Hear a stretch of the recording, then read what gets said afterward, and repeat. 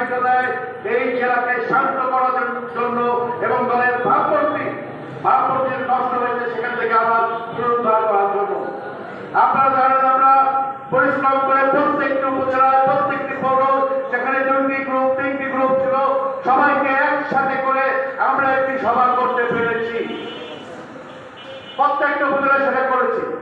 এরপরে আমাদের দায়িত্ব হলো এই জেলায় একটি সুস্থ এবং শান্তিপূর্ণ সংকলন করা, যে সংকলনের মাধ্যমে যেটা নির্বাচন করা। আমরা পারতাম উপজেলা কমিটি দিতে, আমাদের আশীর্বাদে উপজেলা কমিটি হতো, তাদের আশীর্বাদে ইউনিয়ন কমিটি হতো, ইউনিয়নের আশীর্বাদে ওয়ার্ড কমিটি হতো, কিন্তু আমরা সে পথে যাইনি। আমরা 6 জন একসাথে বসে আলাপ আলোচনার মাধ্যমে একটি সিদ্ধান্ত নিয়েছি সাতক্ষীরা জেলায় অন্তত একটি ইতিহাস তৈরি করার জন্য আমরা 6 জন এমন একটি সিদ্ধান্ত নিলাম যেখানে আমাদের ব্যক্তিগত ইচ্ছা অনিচ্ছা